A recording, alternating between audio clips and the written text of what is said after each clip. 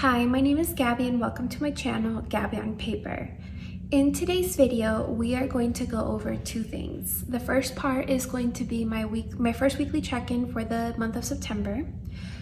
The second part will be going over my new job and job hunting experience. I'm going to break down basically the two job offers that I received. So let's go ahead and get started.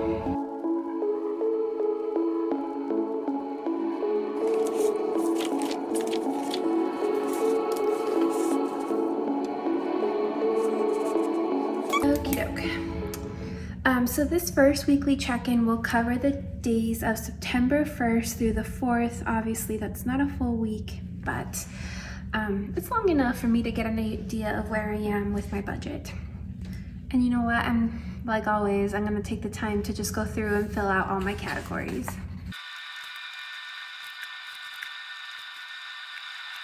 So starting with groceries, so $230 is what I gave myself for the month.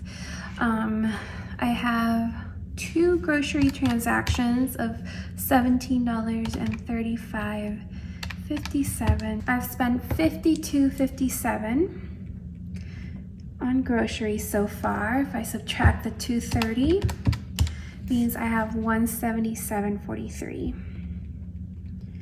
Dining out, $220. Sorry, I went through and I just included the budgeted amount for each of the categories, so I don't have to keep, flipping back and forth. But dining out, I gave myself $220.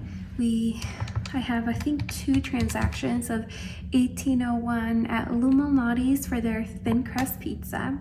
It's delish. $43.50. It's crazy how fast the dining out category is spent, because that's only 2 meals.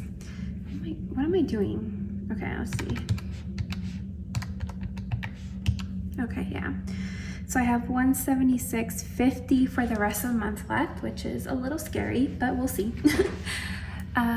For treats, I budgeted $50, and I know I had one transaction for $5.72.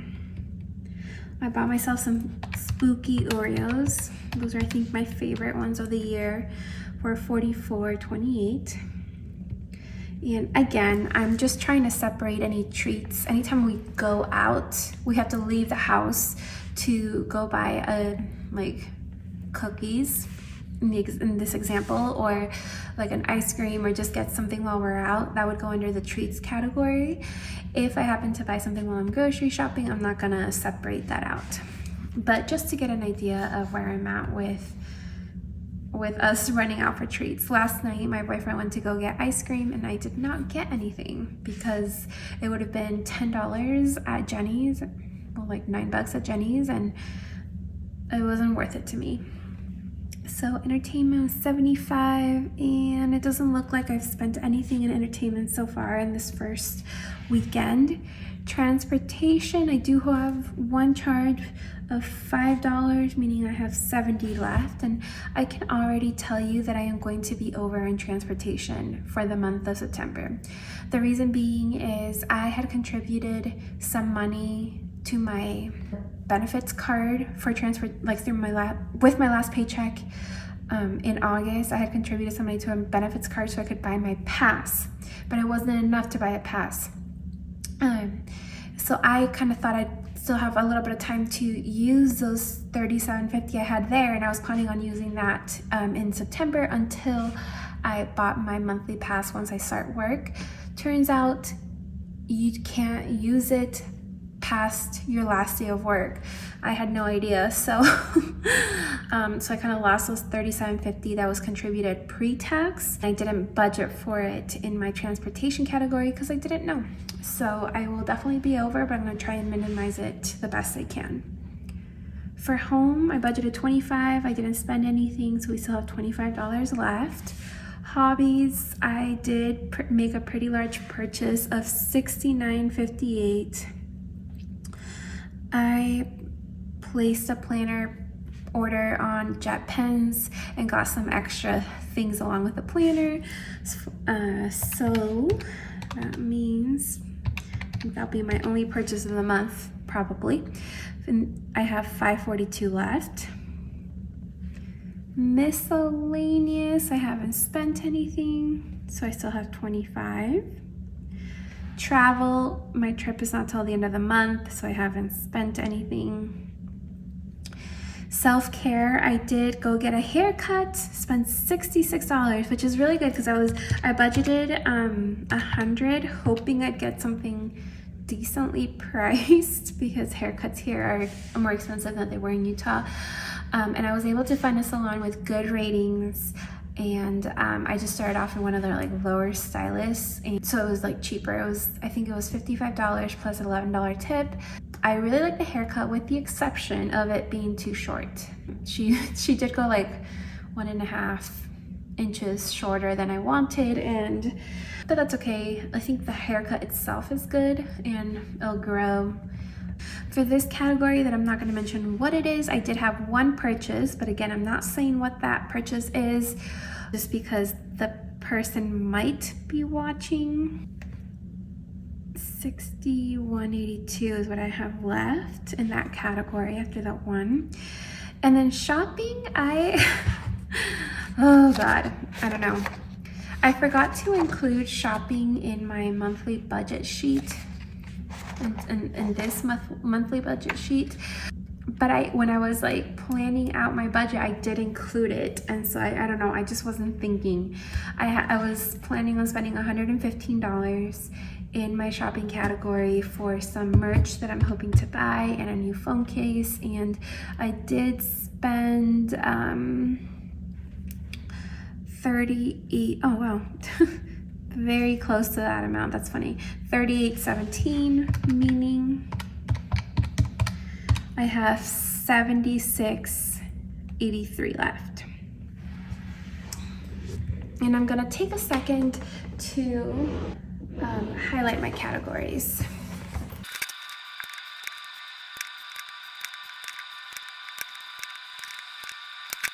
Now just to quickly go over and see how I'm feeling about the month so far. Well, I do have a few categories that I haven't spent any money on, which is good. Hobbies, I obviously went a little nuts on that order I purchased. I only have $542 left for the whole month. So I'm really gonna try to not make any additional purchases because honestly, I'd go over. So that will be a focus. Self-care, I am under budget, and I have a massage coming up this week, so I'm very excited about that. Even after the massage, I do think I should stay within budget, so that'll be good. Shopping's looking good based on my list. This is assuming I don't go nuts and go a little spend crazy, but home is good, obviously. Transportation, I know I'll be over, but maybe, I can pull from the miscellaneous category and kind of combine those into one is what I'm hoping. Entertainment, doing well so far, but my entertainment's coming later in the month, so. Treats, doing okay, only one purchase. Dining out is one of the ones that's a little scary to me. I don't know, it's hard to budget. It's like, today's the 5th. I'm gonna do my best. I think I'm gonna eat out one day during this week, just since I have time off right now before I start work, and just to go off and do things by myself. And then we typically eat out twice a weekend. But then this weekend we'll be out of town, and then this is October. So really, it's looking decent. So I think dining out for the most part will be good if I can limit the amount I spend eating out during work hours during these 3 weeks. I think I have a solution to my eating, like bringing food from home to work issues. So I will be trying that out, and hopefully I can, kind of stay within budget. But so, I know we're only 4 days into September, but so far, I think for the most part, I'm doing okay, and I have hopes that this month I'll be under budget. Now, the second part of this video will be my job offer, so let's go ahead and get into that. So this second part of the video will be my job and what I have, like some of the specifics of it. Okay, so the first thing I'm gonna do is fill out the details of my old job so that we can then fill out the job offer details together.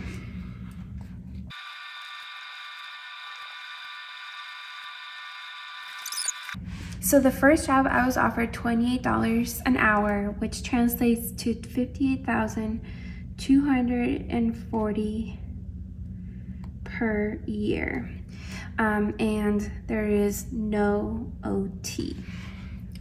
The second job, the rate was $62,000 a year, and that's just my base rate, $62,000 a year plus overtime. So the difference here being, they just said it would be 40 hours a week. That's just what it is. But I am paid, that position is paid hourly. My old job, being a salaried employee, they expected you to work over the 40 hours. Like, technically, yeah, you're paid for the 40 hours a week per work, but they were constantly insisting that you stay late for work, to send an extra email, run an extra report, do an extra audit. The second job offer pays $62,000 plus she says that if there's like a project going on, there might be some options for overtime, but it's not required. But she said that for the most part, it'd be like 40 hours per week. So that is the pay. 401k, at my old job, I was, there would be a 401k after 1 year with an employer match, but I was never told what the employer match was. I didn't ask because I was like, I can't contribute anyways right now, so I should have probably, so there would have been a 401k eventually. The first job offer did have a 401k, and she said it was, this is what I don't understand. She said it was like a sliding scale up to 9% employer match, and then 5 years to vest. That's what I understood. So like the first year, any employer contributions, wouldn't be vested. The second year would be 20%, third year 40%, and so on until you're fully vested. And it would take 5 years to get fully vested. With the second job, there is a 401k, so it's like 100% of first 3% of your salary is matched, and then 50% of next 2%. So essentially, I contribute 5%, and then to get the full match, the employer will contribute 4%. So yeah, if I want to maximize my 401k benefits, I'll contribute 5% of my salary. The employer will match 4% of that. And my understanding is that's pretty standard. That's what my boyfriend's company does as well. With my last employer in Utah, I had a very generous retirement benefit. Okay, so my old job, I would accrue 10 days of vacation and then 7 days of sick per year. The first job offer had 10 days of vacation. And then they also said sick days, but they didn't clarify how many. But I would imagine it'd be something similar to the old job. The new job just has 18 days of PTO. Technically time off is similar, but I like that it's PTO over 10 days of vacation, 7 days of sick, because it would, obviously it's one extra day, but I could use that as I want. And typically if I'm sick, I'll still go into work. I'll occasionally take like a mental health day, but if I'm sick, I don't want to, I'm already miserable, I can just be miserable at work. Definitely the second job offer was better. And this is actually, I think, pretty generous. My boyfriend said that he's been with his company for like 2.5 years, maybe 3, I don't know. But he still doesn't accumulate that much. So he's close, but it's nice that I'm starting off there. This fourth line is for bonus. This is not applicable. They did not offer bonus with the first job, my old job, and okay. So typical for my position is $5,000 to $7,000 for like the yearly bonus. But the first year, since I'd be starting, you know, midway through September, it would be prorated. So I could expect about a fourth of this. The pay, my old job was semi-monthly, and both job offers were bi-weekly. I got used to semi-monthly pay pretty quickly. Like, I was appreciating the larger paychecks, just twice a month, every month, 24 paychecks a year, so I knew exactly what to expect. In the past, I've always been paid bi-weekly, so I would have those months where, the 2 months a year where you would get paid 3 checks instead of 2. Obviously, those like bi-weekly checks are smaller than the semi-monthly ones because you get 2 extra checks, but it'll be a tiny bit of an adjustment now that I'm going back to bi-weekly, but I think overall it'll be good because I do like using those third checks as boosts. So my old job was a mid-sized company with no real room for growth, and like I mentioned, it was on the smaller side of mid-size. Okay, so this other job offer is also mid-size, but if this is on like the small end, this company would have been on the very like large end of mid-sized companies. There's also no real room for growth because the type of company that it was, and I didn't major in the field that the company was. I would have been more like on the administrative kind of support side type things. There was no real room for growth. There's a little bit because obviously they have their managers and directors or whatever, but not a ton. This second job offer is a large company. It is very, very large. So it's very large and tons of room for growth. That's something that I talked about in my interviews, is like I want to be with a company ideally a little more long-term, just because I don't like the job hopping, even though it may seem like it's something I don't mind considering this will be my third job in Chicago, but it gives me a lot of anxiety to start somewhere new, meet new people, not know the job and everything, and not know what's expected of me. So I prefer to stay with a company a little bit longer. And they said that like basically where I am is, you know, like my starting point, obviously. And then there's like, she said that there were like 10 different options for where you could go from there once I learned the job well and kind of grow in each department. She also said that she had been with a company for about 10 years when a couple of years ago she decided she wanted to do a complete career change, and she was able to do that within the company. It was a completely different department than she was in before, just because the company is so large and there's so many different areas that they cover. So there's a lot of room for growth, and based on like what my interviewers said and the reviews that I read online, like once you have your foot in the door, like the opportunities are endless. Even in the sense, like if we ever want to leave Chicago, they have companies, they have locations like all over the US, some like all over the world even. So there's lots of rooms for like movement. And then the very final thing is HSA. So my old job did have an HSA option, which I did with no contributions from the employer. The first job offer did have an HSA, no employer contributions. And then the second job offer does have an HSA as well, and $600 contributions. So, which is nice. It's something I didn't realize about my job in Utah is the pay was lacking. I will say that, but the benefits were amazing. By the time I left, I had about 16 days of annual leave, an additional 13 days of sick time, and then another like 40 hours that would be handed out as like, take this time off. Like, you did good. Here's a day off of work, essentially. So I got a lot of time off with my old employer. The other thing is their retirement contributions were really, really good.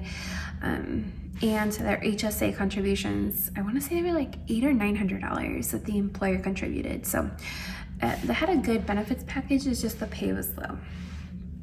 So obviously from looking at all this, the decision was easy. I accepted the second job offer.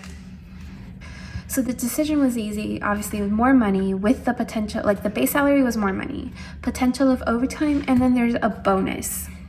For me, a significant bonus.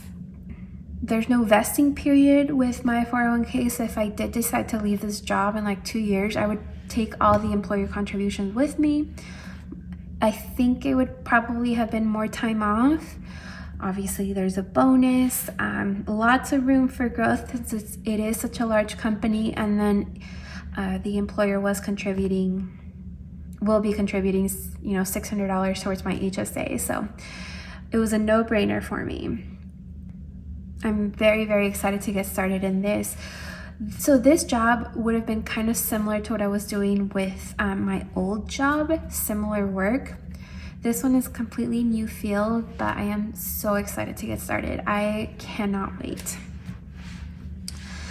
So today is Monday, September 5th, so it's Labor Day. I start a week from today, and they have been so, like, they've communicated really well. They're always like keeping me like updated with what's going on, you know, with background check, and I asked about, you know, drug screening that I thought I was gonna have to do, but turns out I didn't. And my manager is supposed to reach out to me this week, and they've been really great.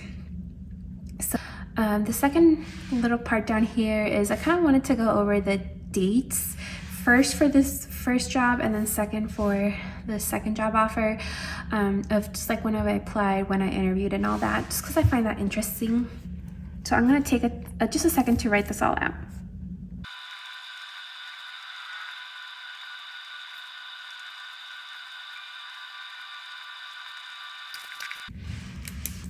Okay, I spelled applied wrong, but with the first job offer, I applied on August 12th, which is a Friday. I then scheduled my first interview, which was just a Teams interview, with who I would have been my manager, on August 17th, which was a Wednesday. The interview went well, scheduled a group interview with the rest of my team on the 18th. Besides me, there were 5 people in this group interview, which would have made up the rest of the team. On Tuesday, August 23rd, I was given an in-person interview just to meet with another like director in the company and get a tour of the office. And the very next day, they offered me a job.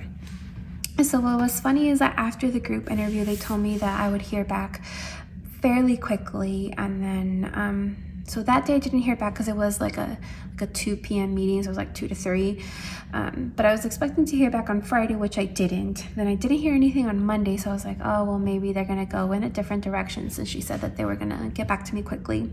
But it turns out she forgot to send me, like, she had typed up the invite for the in-person interview. She just forgot to send the email, like it was in her drafts folder. So she called me Monday like afternoon and was like, oh my gosh, I'm so sorry, so late notice, can we meet tomorrow, since it's kind of late in the day on Monday? And I was like, sure. So that's what the 8:23 interview was. That went well. It kind of seemed like it was just to show me around and just so I can make sure that the other director, you know, was good with me. And then on August 24th, a Wednesday, I was at the beach and I got a call with a verbal job offer. I asked her for a day to think about it. So now we jump over to job offer number 2, the job I accepted. I applied for this one on August 4th, and then on I want to say it was the 15th, I heard back from a recruiter asking to schedule a phone screening, which we scheduled it for the 17th. I had the phone screening with that recruiter who told me, you know, pretty much like, oh, you were great. I'm going to send you along to the manager for an actual interview, but I won't send the email until Friday. So I was like, okay, so I won't hear back until probably Monday. And sure enough, on Monday, I heard back from the manager requesting a Teams meeting a Teams interview for Wednesday the 24th, which we had. Now, if you see this, I had the in-person interview on August 23rd and this Teams interview with the other job on August 24th. So this was like at 9 a.m. in the morning. After this interview, I went to the beach where I was offered this job. So this interview went really well. I really connected with the manager. Like, it was so easy to talk to her, and I think I gave good answers and everything. Then I was offered the first job, and I asked for some time to think about it, knowing that I would be having other interviews with this job fairly quickly, because on this Wednesday interview, she asked me like what my schedule was looking like for the rest of the week so we can get other interviews scheduled with 2 other people. And I was like, I'm pretty much open always. I'm pretty much completely open with the exception of this time on Friday. And so that same day she sent me, after I had received the job offer, she sent me a couple of Teams like invites for Thursday morning. So Thursday the 25th, I had like pretty much back-to-back interviews with 2 team members as well. One of them was higher up, and one of them would have been at the same level that I was at, and both of those went really well. A couple hours later, I mean, I wasn't it's like I knew that like I wouldn't get an offer right away. Like, it didn't make sense to me that I would get an offer immediately, but I was still like refreshing my email like like crazy, knowing that, but I was like, just in case they're kind of desperate and need someone immediately, I'm gonna be refreshing. And sure enough, like a couple hours later, I got a job offer from them. So I had 2 job offers, and I had to let the first job know by Thursday the 25th whether I was gonna accept. About an hour after I received the job offer, I decided to negotiate my salary. It's the very first time I have ever done that. I've always just accepted what they gave me. So they offered me the job at $55,000 with all of these benefits, and I countered. I was like, listen, I am very interested in this company, but I have another job offer at a higher rate. Would you be able to give me $62,000 for the base salary? And almost immediately, without like hesitation, she said yes. And I was kind of expecting some back and forth. So obviously the $62,000 is over the $58,000, and I was willing to accept this job even at the lower rate of $55,000 because I'm really interested in this company. But I was like, it doesn't hurt to try. I'm gonna shoot my shot and do what I've never done before. I said $62,000 thinking that maybe she'd counter and we'd meet somewhere in the middle around 60, but immediately she said yes. Without even thinking, she's like, yes, we can do that. I'll talk to HR and get them to send out over a new offer letter with the updated amount.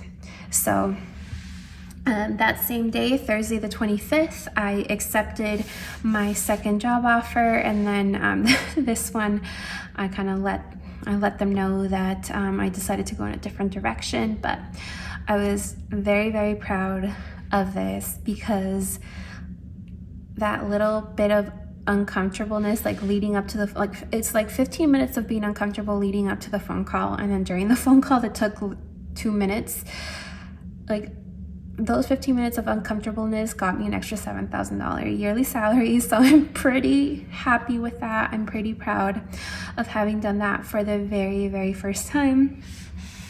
Now I'm wondering if I could have gone for more, but I'm not gonna get greedy. Like, they still went over what they had offered me. And she's like, we're really excited to have you on board, and we value you and what you're gonna be bringing to the team. So yes, we can do that. And it did make me feel valued. So that is it. That is my job hunt story. The details of my first job offer, the details of the second job offer that I accepted compared to my old job. It's just crazy because I hated this job so much. I was so miserable there. But I didn't want to lose the income after not having worked for so long. And I decided it wasn't worth it. It wasn't worth like my sanity, like staying there, and it's worked out. Literally not every single review, but the very large majority of the reviews that I've read for this company, and there are a lot, have been great. They're like, I'm a former employee, so it's like not current employees, you know, trying to be good, but like, I'm a former employee. I started working, like my career started there or whatever. It's like, it's a great company, get your foot in the door, all these things. And it was nice to have. Like, this other company actually did have really good reviews as well. So if I hadn't received this job offer, I think I would have been, you know, pretty good here. I got, like, meeting the whole team. I got along with all of them really well. They were easy to talk to, and I think it would have been good, but I'm here for it. I've never felt this excited to start a job. Like, yes, I'm nervous, but I'm more excited than I am nervous. I think it's gonna be good. Anyways, thank you so much for joining me in today's video. If you haven't done so already, make sure you give this video a thumbs up and make sure you subscribe. Bye.